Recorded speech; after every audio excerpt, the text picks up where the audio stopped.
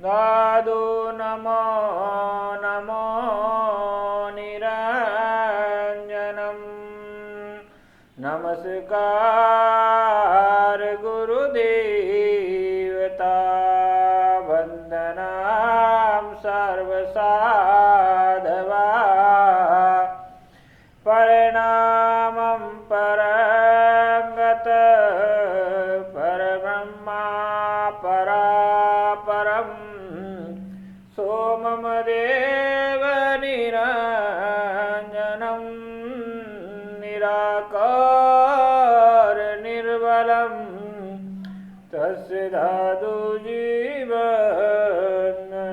जय गुरुदेव भगवान की जय। निरंजन निराकार की जय। गुरुदेव दादू जी महाराज के चरणों में बारंबार प्रणाम करते हैं और फिर कथा में प्रवेश करते हैं।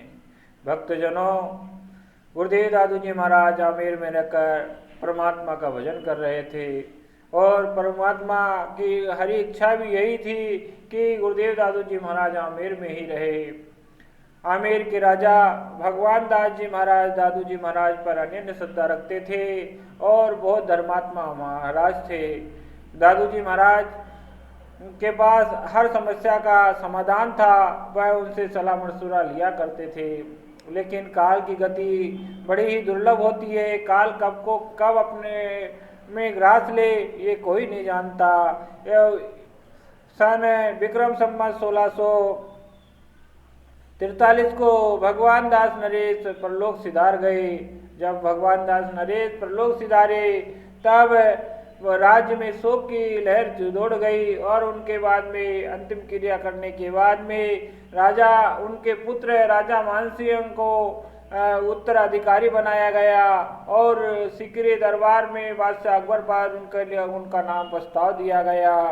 बादशाह अकबर ने राजा मानसिंह के लिए स्वीकृति दे दी और सिकरी दरबार से राजा मानसिंह राजा बनकर आमेर पहुँचे। जब आमेर पहुँचे तब राजा मानसिंह को बधाई देने वालों की तांता लग गया। कई लोग राजा मानसिंह को बधाई देने के लिए आए, लेकिन गुरुदेव दादू जी महाराज राजा मानसिंह को बधाई देने नहीं आए। इस प्रकार 3 दिन बीत गए।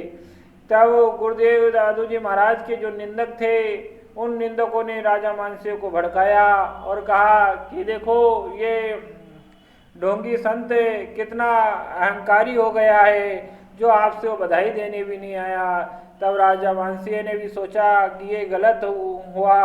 उसके बाद में फिर उन्होंने और भड़काया कि ये किसी भी प्रकार की पद्धतियों को नहीं मानता, ना तो यह हिंदुओं की पद्धति मानता है, ना मुसलमानों की पद्धति मानता है, यह अपने मन मुताबिक चलता है। एक संत उनके यहाँ मर गया था तो उन्होंने जंगल में फेंकवा दिया, उसका देह संस्कार भी नहीं किया, ना उसे अग्नि में जलाया और ना ही उसे मिट्टी में दफनाया। यह सुनकर राजा मानसिंह हैरत में रह गया।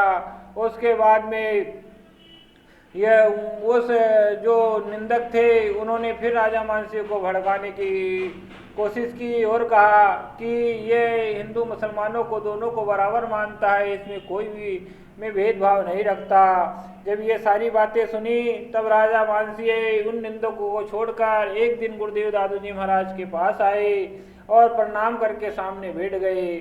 प्रणाम करके सामने बैठने के बाद उन्होंने कहा, गुरुदेव आपकी दया से मैं सकुशल हूँ और राजगद्दी पे बैठ गया हूँ, लेकिन राजगद्दी पे बैठने के बाद सभी मुझे बधाई देने आए लेकिन आप नहीं पूछे। तब राजा मानसिंह ने से गुरुदेव दादू जी महाराज ने कहा कि आप राजगद्दी में बैठे ये हमें खबर लग गई थी, लेकिन हम आपको बधाई देने कैसे आते, हरी प्रेरणा हमें नहीं हुई, हम हरी प्रेरणा के बगैर कहीं नहीं जाते आते।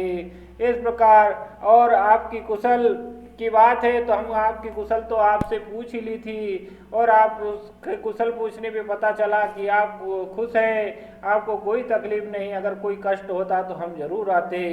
इस प्रकार गुरुदेव दादू जी महाराज ने मानसिंह को संतुष्ट किया और फिर मानसिंह ने कहा कि महाराज मुझे ये बताइए, आपके यहाँ कोई शांत हो गया था जिसे आपने जंगल में फेंकवा दिया, इसका क्या कारण है?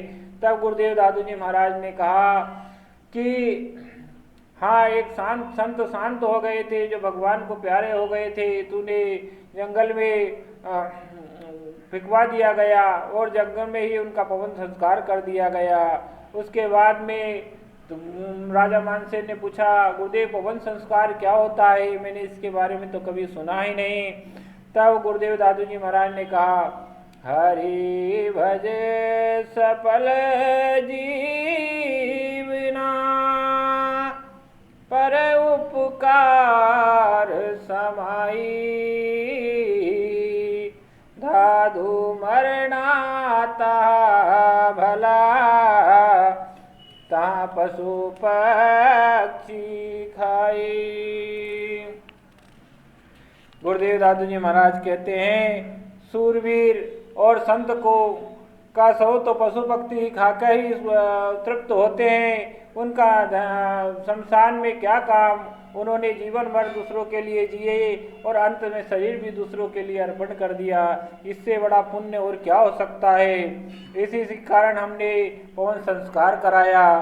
फिर इसके बाद गुरुदेव दादू जी महाराज ने कहा कि शास्त्रों में वर्णित 6 प्रकार के संस्कार है, जिसमें पहला संस्कार है जल में प्रवाहित होकर शरीर को छोड़ देना, दूसरा संस्कार है भूमि में समाहित हो जाना, और तीसरा संस्कार है अग्नि में भस्म होकर, और चौथा संस्कार है वायु में शरीर को खुला छोड़कर एकांत जंगल में पशु पक्षियों को खाने के लिए छोड़ देना, और पांचवा संस्कार है प्रभु के विरह में गोपियों की तरह तपन में जल कर मर जाना, और छठवां संस्कार है ज्ञान अग्नि द्वारा शरीर को छोड़ना और विरह अग्नि शरीर छोड़ देना।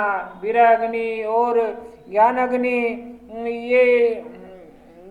ये शरीर को जला देने वाला वह सबसे बड़ा और सबसे प्रभावकारी संस्कार है, लेकिन ये हर किसी के बस की बात नहीं है। इस प्रकार ये 7 संबंधित 6 प्रकार के संस्कार होते हैं। गुरुदेव दादू जी महाराज के इस प्रकार 6 संस्कारों का वर्णन सुनकर राजा मानसिंह खुश हुए और कहा कि गुरुदेव आपकी कृपा मुझ पर बनी रहे। तब दादू जी महाराज ने कहा, परमात्मा सब ठीक करेंगे, आप धर्म के साथ अपना कार्य करते रहे। और उन्हें फिर राजा मानसिंह गुरुदेव दादू जी महाराज को चरणों में प्रणाम करते हुए अपने राजभवन को चले गए। इसके बाद में गुरुदेव दादू जी महाराज अपने संत मंडली के साथ परमात्मा के भजन में लग गए। गुरुदेव दादू जी महाराज आमेर में ही रहकर प्रभु का भजन कर रहे हैं। ये भजन कर रहे हैं। अब आगे क्या होने वाला है ये कथा में हम आगे के भाग में सुनेंगे। दादू जी महाराज की भगवान दास नारायण पर जिस प्रकार की कृपा करी और उन्हें दिव्य धाम दिया, इसी प्रकार गुरुदेव दादू जी महाराज आप सभी के जीवन में रहकर और जीवन में आपको सुख संप्रदा लाएंगे और दया करेंगे। ये इसी के साथ में अपनी वाणी को विराम दूंगा। लाइक सब्सक्राइब कमेंट कर इस वीडियो को प्रमोट जरूर करना। दादू राम सत्यराम जरूर कमेंट में जरूर लिखना। और इसी के साथ में एक राम के नाम बिना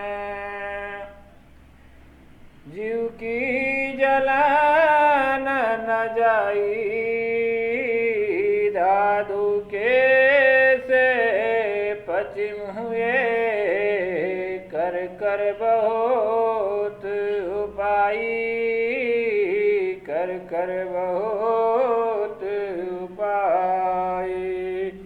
दादू राम